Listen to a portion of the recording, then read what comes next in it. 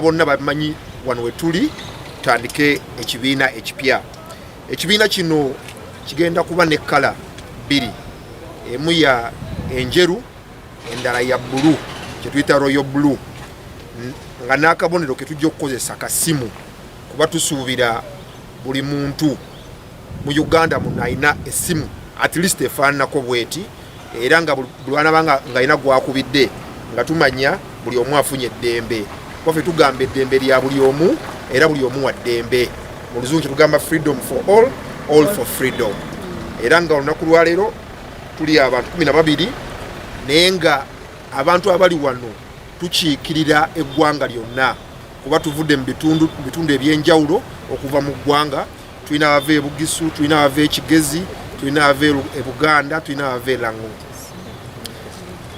tulina abakyala, tulina abaami, tulina abavubuka, tulina ba senior citizens betwalise senior citizens mu ggwanga. Era tusuubira Electoral Commission ejja tuddira mu budde ku kikwatagana n'erinnya lyaffe, sirogani yaffe, ekkala, so that tugende mu maaso n'okutandika okunoonya emikono egyetaagisibwa okuva mu disitulikiti zonna, tugende mu maaso n'okuwandiisa ekibiina kyaffe. Ekibiina bakiyita People's Front for Freedom, PFF. Atusaze okukozesa essimu kubanga tusuubira buli munnayuganda asobola okutuukibwako nga ku ssimu. Omulembe gwe tulimu gwa tekinologiya, kitegeeza n'abantu betwagala okukolagana nabo, abantu betwagala singa tuba tumaze otuwandiisa nga tuze mu buyinza, abantu tulijja tutwogera nabo ku masimu gaffe. Tewakyali kulanga kulala era tewabeerawo ebibuuzo ebirala, tusimbudde embalasi. Tujja kutuuka ku buli muntu yenna mu ggwanga, era abakyala mwena, abavubuka, bannayuganda mwena ababadde baweddemu amaanyi, tubakoowoola. Tulina platform empya gye tuleese ye People's Front for Freedom, era we are the Freedom Party. Tujja kutuuka ku buli muntu.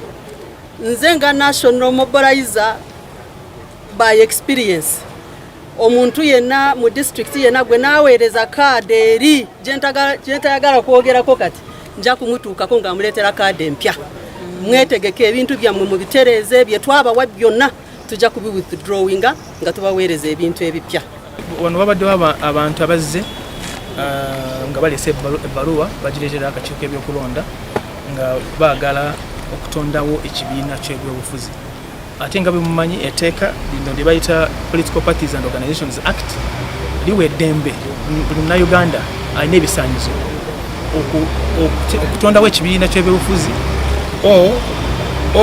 okubeera mu kibiina ky'ayagala nga bagendera ku tteeka eririwo eryakolebwa lye bayita Political Parties and Organizations Act. So ekibaddewo leero group eyeze neereta ebbaluwa yaayo nga bwe kirambikibwa mu tteeka